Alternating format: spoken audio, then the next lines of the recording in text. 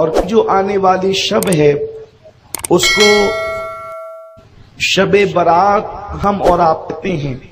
شب برات مطلب آزادات، اور اس شب کا نام آزادی کی رات اس لیے رکھا گیا کہ اس رات اللہ کے نبی صلی اللہ علیہ وآلہ وسلم نے اللہ کے بندوں کو جہنم سے آزادی کا مشدہ عطا فرمایا۔ سرکار ابد قرار روح فدا صلی اللہ علیہ وسلم جن کا عمل ہمارے لیے آئیڈیل ہے، جن کا فرمان ہمارے لیے قانون ہے، جن کے پیچھے چلنا ہمارے لیے اللہ تک پہنچنے کا ذریعہ ہے، وہ رسول ہاشمی رحمت تمام آقائے مدینہ صلی اللہ علیہ وسلم فرماتے ہیں کہ شعبان کی 15ویں شب میں اللہ تبارک و تعالی بنو کلب کی بکریوں کے بالوں کی تعداد کے برابر اپنے بندوں کو جہنم سے آزاد فرماتا ہے، اور اسی آزادی کی بنیاد پر اس کو لیلۃ البرات کہا گیا ہے، آزادی کی رات۔ میرے پیارے آقا دیوانوں، یہاں پر اس وقت کچھ لوگوں کو مغالطہ ہے کہ آخر یہ شب برات کا ثبوت کہاں سے ہے، شب برات کہاں سے ہے۔ اول چیز تو یہ ہے کہ ہم نے جب سے آنکھ کھولی تب سے، ہمارے باپ داداؤں نے تب سے آنکھ کھولی تب سے، ان کے باپ داداؤں نے آنکھ کھولی تب سے ہم دیکھ رہے ہیں کہ ہمارے اسلاف مسلسل شب برات کو مناتے چلے آ رہے ہیں۔ یعنی جو دور رسالت سے قریب تر تھا، اس دور میں شب برات کو منایا جاتا تھا، یعنی 15ویں شب کو اللہ تعالی کی عبادت کی جاتی تھی، نوافل کا اہتمام کیا جاتا تھا، رب کی بارگاہ میں توبہ اور استغفار کیا جاتا تھا۔ میرے پیارے آقا صلی اللہ علیہ وسلم کے پیارے دیوانوں، لیکن کم نصیبی یہ ہے کہ جیسے جیسے زمانہ، جیسے جیسے لوگ اللہ کے نبی صلی اللہ علیہ وسلم سے دور ہوتے جا رہے ہیں، آقائے کریم کے زمانے سے زمانہ دور ہوتا جا رہا ہے، محرومیاں بڑھتی جا رہی ہے، اسلام سے تعلق کمزور سے کمزور تر ہوتا جا رہا ہے۔ اس درمیان میں شیطان نے ہمارے درمیان ایسے فتنے، فسق و فجور پیدا کر دیے کہ اب شکوک و شبہات پیدا ہو رہے ہیں۔ میرے پیارے آقا صلی اللہ علیہ وسلم کے پیارے دیوانوں، جہاں تک بات ہے کیا شب برات صحابہ کرام نے منائی، میں آپ سے عرض کروں گا بات یہی تو ہے۔ ہم نے دراصل حدیث کا مطالعہ نہیں کیا، احادیث پر نگاہیں ہماری نہیں ہے۔ اگر ہم قرآن اور حدیث کا بڑی باریک بینی کے ساتھ مطالعہ کریں گے تو پتہ چلے گا۔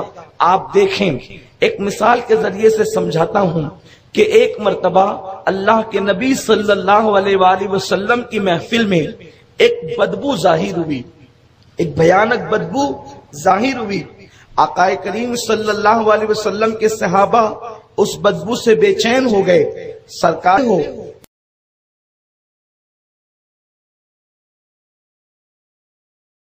یہ بدبو کس چیز کی ہے؟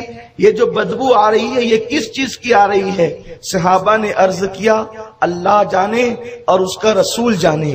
دیکھیں صحابہ کا انداز کتنا حسین ہے، ان کا عقیدہ، ان کا نظریہ کتنا واضح ہے کہ وہ کسی بھی معاملے میں یہ ایمان رکھتے تھے کہ اللہ جانتا ہے اور اللہ کے بتائے سے اللہ کا محبوب جانتا ہے۔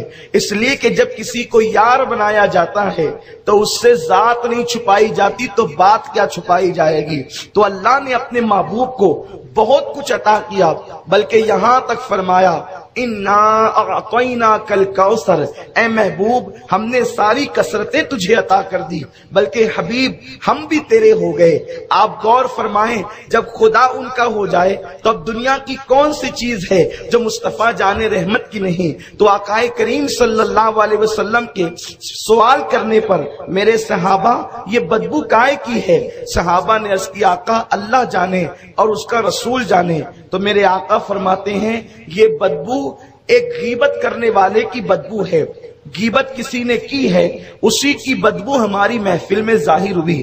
اب میں آپ سے پوچھتا ہوں رسول اللہ صلی اللہ علیہ وسلم کی یہ صحیح حدیث، اس پر کسی کو کوئی کلام نہیں۔ آپ فرما رہے ہیں کہ یہ بدبو کی غیبت ہے، جیسے ہمارے درمیان کوئی کچرے کی کنڈی کو اکھاڑ دے تو بدبو آتی ہے، گٹر صاف کی جائے تو بدبو آتی ہے، اس وقت غیبت کی بدبو آئی، آج غیبت کی بدبو نہیں آتی۔ تو اس کا مطلب یہ ہے کہ آج مسلمان غیبت سے پاک ہیں، کسی گلی میں غیبت نہیں ہو رہی ہے، کسی گلی میں غیبت نہیں ہو رہی ہے، کسی گھر میں غیبت نہیں ہو رہی ہے، کسی محلے میں غیبت نہیں ہو رہی ہے، غیبت کہیں نہیں ہو رہی ہے۔ بتائیں اگر کوئی یہ بات بڑے سے بڑا عالم کہے، بڑے سے بڑا شیخ الحدیث کہے، بڑے سے بڑا خطیب کہے، آپ کہیں گے ملا جی آپ کو حالات سے ناواقفیت ہے، آپ کو نہیں پتا، آپ غیبت کی ختم ہونے کی بات کرتے ہیں۔ ارے کل تک جو قوم غیبت سے روکتی تھی، آج وہی اہل جبہ و دستار غیبت میں مبتلا ہیں۔ کل تک کے عورتیں غیبت کرتی تھی، آج مرد بھی غیبت میں مبتلا ہیں۔ کل کے مقابلے میں رسول اللہ کا دور تو خیر القرون تھا، اس دور کے اندر سے زیادہ غیبت تو آج کے دور میں ہے۔ وہ کون بندہ ہے جو غیبت سے محفوظ نہیں؟ وہ کون ہے جو غیبت نہیں کرتا؟ غیبت کی ڈیفینیشن اتنی ہے کہ کسی مومن کے پیٹ پیچھے اس کے بارے میں ایسی بات کریں کہ اگر آپ اس کے منہ پہ کرتے تو اس کے دل کو تکلیف پہنچتی، اسی کا نام غیبت ہے۔ میرے پیارے آقا علیہ السلام کے پیارے دیوانوں، بتاؤ دنیا میں غیبت ہو رہی ہے کہ نہیں ہو رہی ہے؟ بتاؤ دنیا کے اندر غیبت ہے کہ نہیں ہے؟ گھر گھر غیبت عام ہے، گھر گھر جو ہے محلہ محلہ غیبت عام ہے، بلکہ اب تو اللہ کے گھر میں بیٹھ کر بھی غیبتیں ہوتی ہے، مسند درس پر بیٹھ کر بھی غیبت ہوتی ہے۔ پھر مجھے بتاؤ وہ بدبو کیوں نہیں آتی جو رسول اللہ کی محفل میں آئی تھی؟ وہ محفل رسول میں جو بدبو آئی تھی وہ آج کی محفلوں میں کیوں نہیں آتی؟ اس کی وجہ یہ ہے کہ جو انسان صاف ستھرے ماحول میں رہتا ہے اور اچانک وہ بدبودار ماحول میں چلا جائے تو اس کو بدبو کا احساس ہوتا ہے، لیکن انسان اگر بدبودار ماحول میں رہتے رہتے اتنا عادی ہو جاتا ہے بدبو کا کہ اس کی ناک کے کیڑے مر جاتے ہیں، پھر اس کو بدبو نہیں آتی اور وہ وہاں پر شان سے جیتا ہے۔ اچھے ماحول سے بدبو میں آنے والا اپنی ناک پر ہاتھ رکھ کر کے آتا ہے، لیکن وہ بندہ جو بدبو کے ماحول میں رہتا ہے اسے بدبو کا احساس نہیں ہوتا۔ تو صحابہ کرام کا ماحول بدبو سے پاک تھا، اس لیے غیبت سے پاک تھا، اس لیے انہیں غیبت کی بدبو آ گئی۔ اور آج کا معاشرہ غیبت غیبت غیبت اتنی بدبو پہلے سے موجود ہے کہ اب ہماری ناک اس بدبو کو، غیبت کی بدبو کو محسوس نہیں کرتی۔ تو اب یہ کہنا کہ صحابہ کی محفل میں غیبت کی بدبو آئی تھی، اگر آج بدبو نہیں آتی تو میں نہیں مانتا کہ دنیا میں غیبت نہیں ہوتی۔ اب اس حدیث کو سامنے رکھیں، اس کی تشریح کو سامنے رکھیں۔ اب یہ کہنا کہ کیا صحابہ نے مسجد نبوی سجائی تھی، کیا صحابہ نے شب برات منائی تھی؟ نادان مجھے ایک رات ایسی بتا دے کہ جس رات میں صحابہ نے مصلی پر بیٹھ کر اللہ کی بارگاہ میں آنسو نہ بہائے ہوں۔ کوئی ایک رات ایسی بتا دو کہ جس رات صحابہ نے نوافل نہ پڑھے ہوں۔ ایک رات ایسی بتا دو جس رات صحابہ نے قرآن کی تلاوت نہ کیے ہو۔ صحابہ کے رات و دن کو قرآن یوں بیان کرتا ہے، اللہ اکبر، رات و دن کو یوں بیان کرتا ہے۔ میرے آقا صلی اللہ علیہ وسلم کے غلاموں، آقا کریم کے صحابہ کی ڈیفینیشن اس انداز سے بیان کی جاتی ہے، محمد الرسول اللہ والذین معہ اشداء علی الکفار رحماء بینہم تراہم رکعا سجدا یبتغون فضلا من اللہ ورضوانا۔ تراہم، جب بھی تم ان کو دیکھو گے اس حالت میں دیکھو گے وہ کثرت سے رکوع کر رہے ہیں، کثرت سے سجدے کر رہے ہیں۔ کیوں کر رہے ہیں؟ اس لیے کہ وہ اللہ کی رضا چاہتے ہیں، اور کثرت سے رکوع و سجود کی وجہ سے سیماہم فی وجوہہم من اثر السجود، اللہ نے کثرت رکوع و سجود سے ان کے چہروں کو جگمگا دیا ہے، ان کے چہرے چمک گئے ہیں۔ ارے ان کی پہچان ہی تھی کہ وہ رات و دن اللہ کی عبادت کرتے تھے۔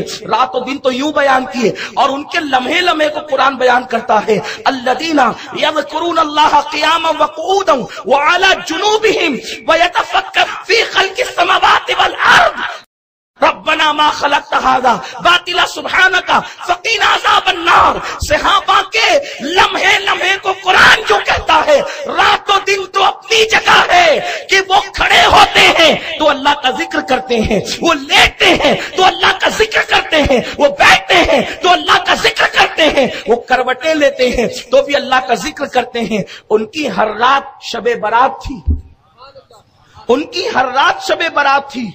اسی لیے آپ کو نہیں پتا چلتا کہ صحابہ نے شب برات منائے کیوں؟ آپ کو پتا اس لیے چلتا ہے کہ آپ کے یہاں اب راتوں کو قیام کرنے والے نہ رہے، آپ کے یہاں اب راتوں کو رونے والے نہ رہے، آپ کے یہاں راتوں کو گڑ گڑانے والے نہ رہے۔ جو مسلوں پہ گڑ گڑاتے تھے اب تو وہ نکڑ پہ بیٹھنے لگے، جو آہیں بھرتے تھے وہ تو قہقہے لگانے لگے۔ اب بتائیں، تو جب انسان عبادت سے دور ہو گیا تو پھر کبھی کبھی جو کوئی کام ہوتا ہے تو اس کی شہرت ہوتی ہے، کبھی کبھی کوئی کام ہوتا ہے تو اس کے متعلق چرچے ہوتے ہیں۔ تو یہ کہنا نیری حماقت ہے۔ کیا صحابہ نے شب برات منائی؟ ارے ان کی ہر رات عبادت کی رات تھی۔ اور شب برات کیا ہے؟ کوئی ڈھول پیٹتے؟ شب برات کیا ہے؟ کوئی اس میں آرکیسٹرا ہوتا ہے؟ شب برات بس اتنی ہے کہ علماء کہتے ہیں کہ اس رات عبادت کرو، صلاۃ التسبیح پڑھو، نوافل پڑھو، اپنے اللہ کی بارگاہ میں توبہ کرو، قبرستان حاضری دو۔ حاضری اس لیے قبرستان دو کہ اس کی کچھ حکمتیں ہیں۔ نمبر 1، شب برات میں سب کو بخشا جاتا ہے، انہیں نہیں بخشا جاتا جنہوں نے رشتہ داروں کے ساتھ بدسلوکی کی یا ماں باپ کو ناراض کیا۔ تو جو زندہ رشتہ دار ہے وہ تو ان سے مل کر معافی مانگتا ہے، اور جو قبروں میں رشتہ دار سو رہے ہیں وہاں جا کر ان کی مغفرت کی دعا کرتا ہے تو وہاں ان کا دل خوش ہوتا ہے۔ پہلی حکمت۔ دوسری حکمت یہ ہے کہ شب برات میں سال بھر کے مردوں کی لسٹ صحابہ کو، فرشتوں کو دی جاتی ہے کہ اتنے اتنے لوگ اس سال انتقال کریں گے۔ یہ تقسیم ہوتا ہے معاملہ، اتنے اتنے لوگوں کا انتقال ہوگا تو فرشتوں کے ہاتھ میں وہ لسٹ جاتی ہے۔ آقا فرماتے بہت سے لوگ ہوتے ہیں جو ہنسی کر رہے ہوتے ہیں، بہت سے لوگ ہوتے ہیں جو کھا رہے ہوتے ہیں، بہت سے لوگ ہوتے ہیں جو شادی کے پلان بنا رہے ہوتے ہیں، لیکن اللہ کے یہاں ان کے لیے قلم چلتا ہے کہ ان کا نام زندوں سے نکال کر مردوں کی فہرست میں لکھا جاتا ہے۔ تو اب ہم اس رات قبرستان اس لیے رہتے ہیں تاکہ ہماری موت ہمیں یاد آئے، اور جب ہماری موت ہمیں یاد آتی ہے تو ہم اپنے لیے مغفرت کی دعا کرتے ہیں، ہم توبہ کرتے ہیں، استغفار کرتے ہیں، اپنی زندگی کو بدلنے کی کوشش کرتے ہیں۔